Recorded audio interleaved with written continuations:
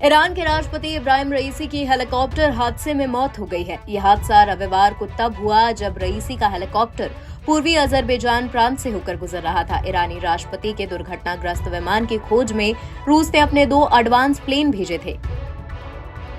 Iran के सरकारी TV ने यह जानकारी दी। हेलीकॉप्टर में राष्ट्रपति रईसी के साथ विदेश मंत्री अमीर अब्दुल्लाहियान भी सवार थे।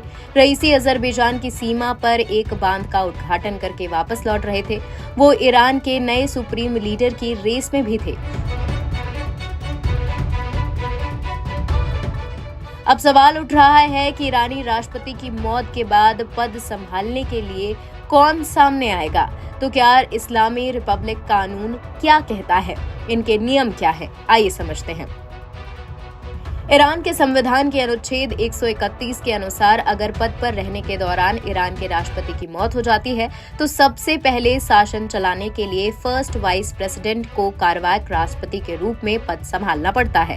हालांकि राष्ट्रपति के पद पर काबिज होने से पहले देश के सर्वोच्च नेता अयतुल्ला अली खुमैनी से मंजूरी लेनी पड़ती। रईसी की मौत होने के साथ ही मौजूदा उपराष्ट्रपति मोहम्मद मुखबर को राष्ट्रपति बनाया जा सकता है, क्योंकि उन्हें खुमैनी का चहेता माना जाता है। ईरान के राष्ट्रपति ही सरकार का मुखिया होता है। ईरान के सर्वोच्च नेता के बाद राष्ट्रपति ही देश का दूसरे नंबर पर हैसियत रखने वाला शख्स होता है।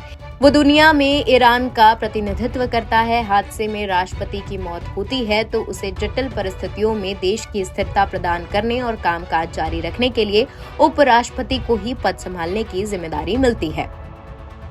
ईरान के इस्लामिक रिपब्लिक कानून के अनुसार अगर मुखबर को कार्यवाहक राष्ट्रपति बनाया जाता है तो उनका कार्यकाल बस 50 दिन का ही होगा। इसी 50 दिन के भीतर ईरान के नए राष्ट्रपति का चुनाव होना है। ये समय इतना कम होता है कि देश पर जल्दी से व्यापक स्तर पर चुनाव कराने और राजनीतिक हालात को संभालने का दोहरा बोझ होता है। इजराइल से टेंशन के बीच ईरान पर ये अतिरिक्त बोझ और होगा। रईसी 2021 में राष्ट्रपति बने थे।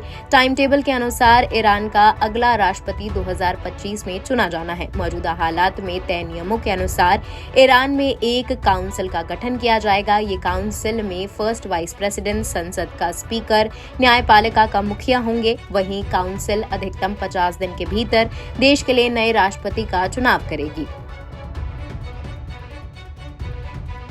एक्सपर्ट्स के अनुसार ईरान के सुप्रीम लीडर खुमैनी की ऐसी जटिल हालात के दौरान सबसे अहम भूमिका होती है। अगर मुखबर को कार्यवाहक राष्ट्रपति बनाया जाता है तो उन्हें ईरान सरकार की ताकत सौंपने में खुमैनी अहम रोल निभाएंगे। बिना उनकी मंजूरी के सरकार चलाना कठिन होगा।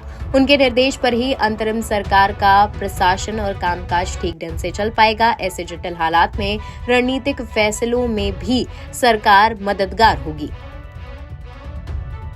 एक्सपर्ट्स का कहना है कि ईरान में राष्ट्रपति की भूमिका कानूनों को लागू कराने की और प्रशासनिक कामकाज को चलाने की होती है।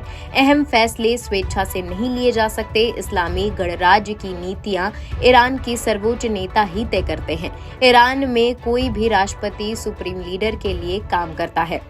इसे आप इस तरह से समझ सकते हैं कि भारत में राष्ट्रपति गणतंत्र का मुखिया होता है, मगर उसके सारे कामकाज प्रधानमंत्री करता है। प्रधानमंत्री ही सारे फैसले लेता है और नीति और नियमों को लागू करता है और तय करता है। वहीं ईरान में राष्ट्रपति सभी प्रशासनिक कामकाज का मुखिया होता है, मगर देश की नीतिगत फैसले लेने के लिए ईरान के सुप्रीम लीडर की अहम भूमिका होती है। वही नीतियां तय करता है। ईरानी राष्ट्रपति को बस उसे लागू करना होता है। अगर ईरान को नया राष्ट्रपति मिलता है तो उसके सामने कई चुनौतियां होंगी। एक तो इजराइल के साथ उसका टेंशन चल रहा है, दूसरा अरब देशों के साथ पुराना विवाद है। अमेरिकी प्रतिबंधों की मार भी झेलनी पड़ रही है। ईरान की अस्मिता बचाए रखना एक बड़ी चुनौती है, क्योंकि ईरान अपनी जनता के बीच अपने गौरव को बचाए रखने की बात हमेशा करता है। इसके अलावा उसे इस्लामिक स्टेट जैसे आतंकी संगठनों को भी पार करना होगा, जिसमें इस साल 3 जनवरी को विस्फोटक करके लगभग 84 लोगों की जान ली थी। एनबीटी ऑनलाइन की रिपोर्ट।